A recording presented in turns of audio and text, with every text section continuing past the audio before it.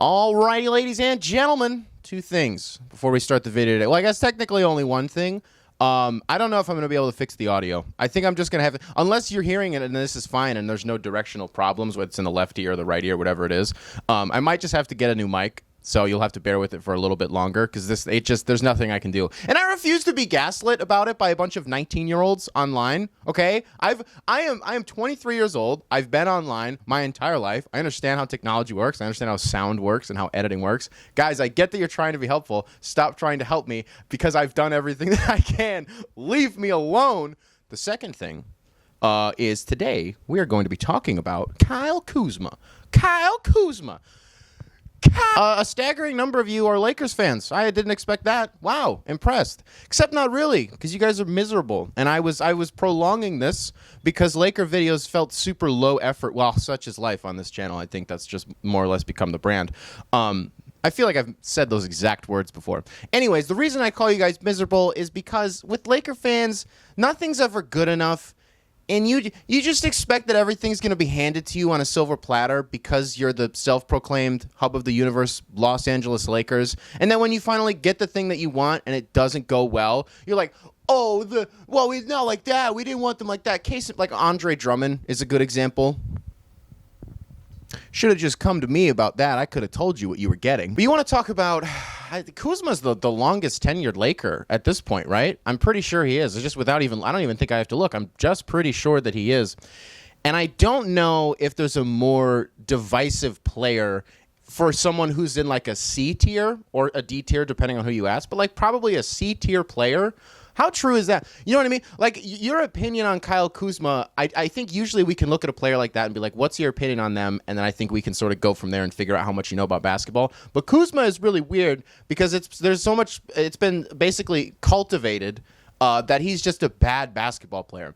And the result of this is anytime he's thrown up in trade rumors, I feel like people meme it too much. And I don't think that we actually know what his value is. Like, I know that anytime that there's a player of it, like Dame, and Laker fans are like THT and Kuz and Schroeder and stuff for Dame. Like, no matter what player Lakers fans want, like it's happening for Beal right now, no matter what Lakers fans think that they're going to go after, they think that Kuz is like the centerpiece of it. They think the trade is centered on Kyle Kuzma. And I know that Woj said today that the Lakers have basically offered every single team in the league some combination of like, well, just Kuz and KCP, and everybody's been like, no, that's okay. So he's been like, his trade value has been diminished to like, people will make the joke like a bag of chips or like, I have an idea. Here's what we're going to do. We're going to give Jacob, a.k.a. Rusty Buckets, a call. We're going to FaceTime him right now, and he's going to be in this video, and I'm going to ask him what he would trade for Kyle Kuzma. And I'm 90% sure that his first answer is going to be a joke answer. So let me just say this first. As a Pistons fan, what would I realistically give up for Kyle Kuzma? I know that Lakers fans, the Lakers, they need point guard depth next season. Do they want Corey Joseph and like a few seconds? Because we have 3 of them right now. Maybe, but probably not. And I also, as a Pistons fan, I don't really know that I would do that. I don't know if that's how I want to use our second-round picks. Like maybe because it's like a local kid and maybe having a different role in a rebuilding team. We'll get to his role in just a second. You want Josh Jackson? Probably not. So like, there's nothing that I'm comfortable giving up that the Lakers would want, and like nobody's gonna be happy. So we're gonna call Jacob. It's ringing. Hey, as a Bulls fan, what would you give up for Kyle Kuzma? What's less than nothing? There it is, ladies and gentlemen. What would you actually give? Am I in a video right now? Yes. That's a nice shirt, man. What would I give up for Kyle Kuzma? I don't want him on my team, so nothing. Kobe White and stuff. Look, I don't want Kobe White on my team either, but I want Kuzma off. I want Kuzma not on my team more than I want Kobe White off of my team. I'm trying to run through the... So there's not... What? Okay. You want me to give you a realistic trade package other than what I actually want? That is why I called you.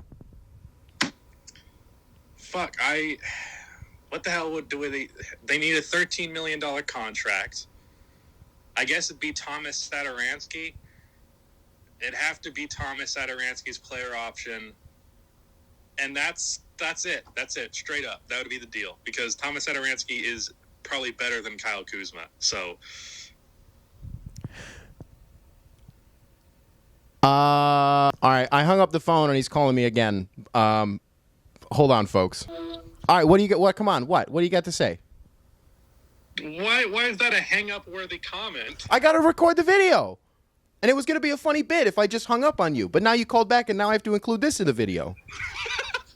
Well, it's like, if you're going to hang up on me, let me say something hang-up worthy. I might cut this. You better make it really good. Tell people to like and subscribe and to put on post notifications for Motown Noah. Hey, everybody, like and subscribe and put on post notifications for Rusty Buckets. Alrighty, ladies and gentlemen. On the Satoransky thing and Kuzma, is he right? But doesn't that make my point, though? I think that we have, like, it almost feels like the game of Kuzma has devolved in such a way, but I don't even know if that's the right word. Like, I just think back, you think of, like, rookie year Kyle Kuzma. Did he win MVP in the Summer League? I know that they won a championship. I don't remember who won MVP, but I think was it Josh Hart? I don't remember. But they won the Summer League championship, and Kuzma was like, his value was like, oh my gosh, wait, the Lakers have something. Was it his rookie season? 2019, so no, it wasn't his rookie season. 2019, Detroit goes down to LA, and Kuz puts up 41 in 3 quarters, and it was like,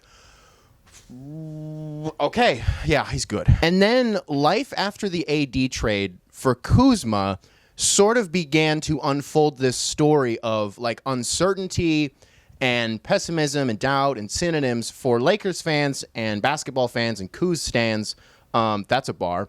Where it's like, it feels like everything that he was really, really good at when the Lakers were bad he's now been relegated into a role where he's not really given the opportunity to do those things, even though his role has increased in such a way. Like, the more responsibility that you give Kyle Kuzma, it feels like the more margin for error that there is. I mean, obviously that's the case. The more opportunity that you have, you are more susceptible to making errors. But what I mean is, like, this is why I just go back to that word devolve, where it feels like maybe I'm just misremembering and I'm doing some weird revisionist history, but it just feels like maybe he was attacking a lot more, like in that 41-point game. I remember he hit a number of threes, like he was pulling up with great confidence. And that's one thing I do like about him is how just quick he is.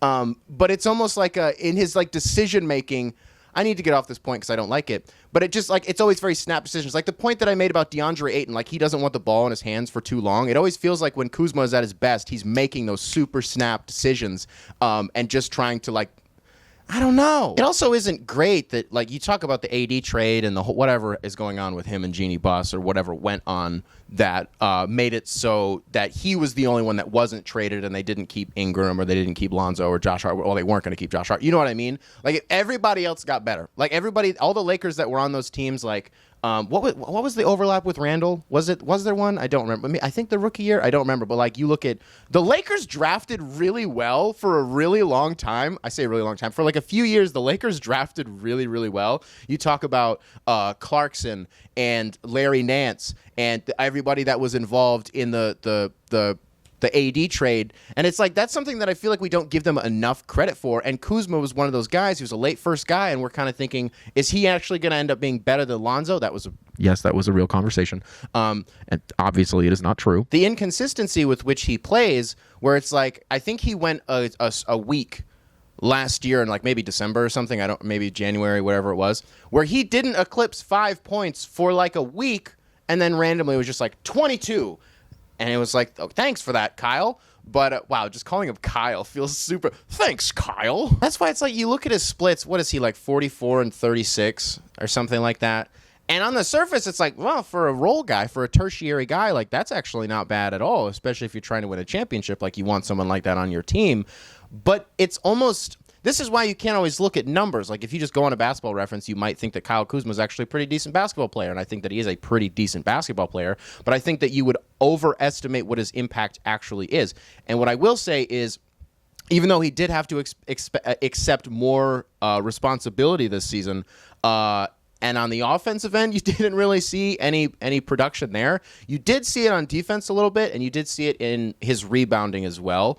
So that was like, that's a plus, right? But we're still at this point with him where it's like, LeBron, when was the last time LeBron hated someone this much? Was it Mario Chalmers? Because at least with Mario Chalmers, it was like a little brother thing, you know?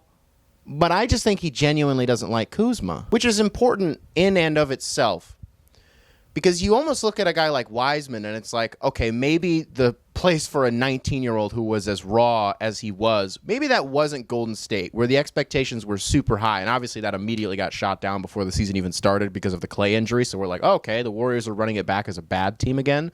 But there's a reason that Golden State is trying to get off him. And it also didn't help that he was publicly criticized by Draymond and Steve Kerr throughout the duration of last season, because it was like, did you not know what you were getting? Like, I know that he was this highly touted prospect, but we knew how raw he was, and he played like 3 games at Memphis, and before that he was playing AAU, and like that was it. And Kuzma, I feel like being brought up in this for at least a majority of his career at this point, or maybe it's half, whatever it is, in this championship setting, it could go one of two ways, because you're playing with one of the highest IQ basketball players of all time, one of the best floor raisers of all time. And it just doesn't seem to be making the difference that you thought that it would. So now you start to look at it as like I think he might just need a fresh start. And I don't agree with what Kuzma said, where he's like, and what I think doesn't matter, but when he's like, I think I could be like what did he say? Like a 25 point per game guy, like an all-star. And it's like, yeah, maybe if you were on like the Magic or something, you know, where you weren't a tertiary guy and you were seen as like a primary option. I'm just throwing the Magic out there super arbitrarily. I don't even believe that. But, you know, I'm just saying some middling team or rebuilding team. Like, sure, when you're on elevated volume, and I think that that's an incredibly valuable mindset to have when you're in the position like someone of his stature is. But at the same time, if I ever get to a point where Kuzma's putting up like 17 or 18 shots a game, and you are a basketball team, and that's just a reality that you have, move to Seattle. Because, like, I don't mean to sound like bag Twitter, and it's like, well, maybe he needs to improve his arsenal a little bit. Like, imagine if Kuz could go over either shoulder. Like, we can praise him as like an off-ball guy. I think he is a really good cutter. I think when he takes the baseline in transition, I think Kuzma is at his best when he is in transition and he fills the spaces really well. If he was able to develop more of a post game, someone of his size, and was able to impose his will, maybe just on switches on smaller guys, because I think people, 4 and 5s, he's not really going to be able to do anything there. But I think if he just developed his game within the 3-point line, then we would be seeing something interesting. So did I say this yet? I just think he needs a fresh start. And I do think that this trade just needs to happen for everybody's sake, because I do wish that we would stop dogging him, because I don't think that's fair to do it to any player, and I've talked about that before. I wish we weren't destined to be on a sad trajectory for Flint's finest. No, I don't like that. I don't want to end the video on that. I don't think... I'm going to leave that in. I don't care. I don't think... Trade Kyle Kuzma. I'm going to end it up. Trade Kyle Kuzma.